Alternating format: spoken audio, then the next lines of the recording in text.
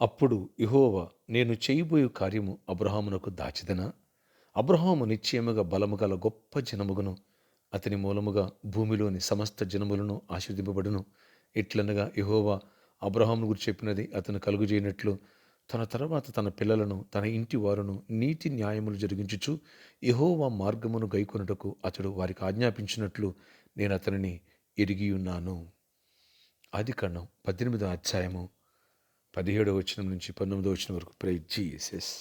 ఈరోజు December 4th Wednesday అనగా Christmas మాసం. Advance happy Christmas and merry Christmas. వీళ్ళందరికీ సమాధానం కలుగునుగాక, కృప కలుగునుగాక. ఆమేన్. ఫ్రెండ్స్, ఈ లేఖన భాగంలో ఈ ఉదయకాలం ఈ వాగ్దానం చూద్దాం. ఆయన చేయబోయే కార్యాన్ని అబ్రహామునే దాచడం, ఎందుకంటే తన స్నేహితుడు, రెండవ తన కుమారుడు.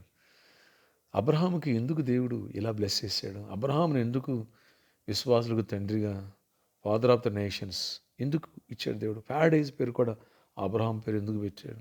అబ్రహామును అంత గొప్పగా ఇక్కడ ఎందుకు దీవించాడు? రాజులను జయించే శక్తి దేవుడు ఎందుకు ఇచ్చాడు? వృద్ధాప్యను కూడా ఎందుకు గర్భఫలం ఇచ్చాడు? ఎందుకు ఈ కృప? ఒకటే, అబ్రహాము దేవుణ్ణి వదలడు. తనకు బిడ్డలు ఇవ్వకముందే అబ్రహాం గురించి దేవుడు తెలుసుకున్నాడంట. ఏమని? బిడ్డలనిస్తే నాలోనే నా మార్గంలోనే గైకొన్నట్టు అతడు వాళ్ళకు ఆజ్ఞాపించి నడిపిస్తాడు. ఇస్సాకును అలా పెంచాడు ఆయన. అవును, అది ఎరిగిన దేవుడు ఈయన నా కుమారుడు నా కనుక ఆయన దీవెనలన్నీ అబ్రహాం సంతానంపై కుమరించారు. నమ్మకమైన కొడుకుంటే తండ్రి ఇలా ఇస్తాడండి. నమ్మకత్వాన్ని కోల్పోతే అస్థిరత్వం. కొంతమంది ఉంటారు, కొద్ది రోజులు దేవుళ్ళు ఉండరు, కొద్ది రోజులు అటు ఇటుగా ఉంటారు. కొంతమంది ఉంటారు, వాళ్ళే కానీ ఇంట్లో వాళ్ళని ప్రభువులకు నడిపించరు. ఎవడొస్తాడో రాడో తెలియదు చర్చికి, దేవుల్లో ఏదో పైకి మాటలు చెప్తూ ఉంటారు. అలా కాదు. ఎప్పుడైతే అబ్రహాములా మనం మన సంతానాన్ని, మన కుటుంబాన్ని ప్రభువులో నడిపించుకుంటామో, నమ్మకంగా ఉంటామో, ఆయన కుమారుడుగా నమ్మి దీవెనలు అబ్రహాము కుమ్మరించినట్టుగా నీపై, నాపై, ఈ పరిచర్యపై కుమ్మరిస్తారు, కుమ్మరిస్తారు, కుమ్మరిస్తారు. యాస్ నీ హృదయం ఇలా స్థిరపరచబడిందా?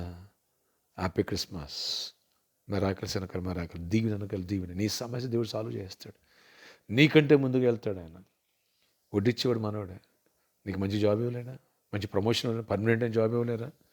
సొంత గృహాన్ని ఇవ్వలేరా? మంచి కారు ఇవ్వలేరా? ఫైనాన్షియల్ మెరాకిల్ చేయలేరా? నీకు భూములు ఇవ్వలేరా? నేను గొప్ప స్థాయికి లేవనెత్తలేరా? అబ్రహాము లేవనెత్తిన దేవుడు నేను లేవనెత్తాడు, నన్ను లేవనెత్తాడు. అందుకనే అబ్రహాములు మన హృదయాన్ని స్థిరపరచుకొని అబ్రహాము దేవుని చిత్తాన్ని జరిగించడానికి కొడుకుని ఇమ్మంటే బలి ఎనదీలే. మనమైతే దేవుడు దీవిస్తే చర్చికి, దేవుడు దీవిస్తే దశంభాగం ఇవ్వడానికో, ఘనమైన కానుక ఇవ్వడానికో వెనకలాగేస్తాం. అబ్రహాం అలా వెనకలాగలే. అందుకే దేవుడు అబ్రహాముని ఒక బ్యాంకర్లా మార్చేసి అక్కడ డబ్బులు దాచుకున్నాడు. నిన్ను దేవుడు నమ్మితే, నమ్మకంగా ఉంటే ఓ బ్యాంకర్లా నీ దగ్గర మనీ దాచుకుంటాడు ఆయన. ఆయన పరిచయం కోసం వాడుకుంటాడు. నీకు సమృద్ధి ఉంటుంది. ఏ కొదవ చేయడు. ప్రార్థన ఆచరికడ ఈ క్రిస్మస్ మాసంలో ప్రతి ఒక్కరిని దీవించండి. ఈరోజంతా నీ ఆశీర్వాదం దయచేయండి. అబ్రహాములా మా హృదయమును నీలో స్థిరపరిచి నమ్మకంగా జీవితాంతం అబ్రహాం పిలువబడినప్పుడు ఎలా ముందుకు వచ్చి వెనక తిరగలేదో అలా వెనుక తిరిగని నీలో ముందుకు సాగిపోయే కృపను మాకు దయచేయండి. దేవుడు దేనికి శిల్పి నిర్మాణకుడిని పునాది గారు పట్టడం కోసం ఎదురు చూసినట్టుగా అలా ఎదురు చూడాలి. బ్లెస్ అవ్వాలి. అబ్రహాము దీవెన మాపై కుమ్మరించండి. ఆశీర్వాదం మాకు దయచేయండి. ప్రతి కర్సును కొట్టిపోయండి. చీకటి తొలగించండి. కుటుంబాలు నెమ్మది, ఆత్మీయత, దీవెన దయచేయండి. అయ్యా, ప్రతి కుటుంబాన్ని బ్లెస్ చేయండి. ఎవరు బలహీన వాళ్ళు స్వస్థపరచండి. ఎవరు అవసరాలు తీర్చండి. ఎవరికి నేను కొదువుగా ఉన్న కొదువులు తీర్చండి. ఎవరికి మనశ్శాంతి విడిపోయిన కుటుంబాలు కట్టండి. ఆయన అద్భుత రీతిలో జాబ్స్ ఇవ్వండి. అద్భుత రీతిలో బిజినెస్ బ్లెస్ చేయండి. అద్భుత ఫైనాన్షియల్ మెరాకిల్స్ చేయండి. పరిచయం కోసం సహకరించాలి. ఎవరు తీర్మానం తీసుకున్నారు క్రిస్మస్ మాసంలో అద్భుతాలు జరుగును గాక. ఫైనాన్షియల్గా దీవెన కుమరించబడిన కృపలు దయచేయండి.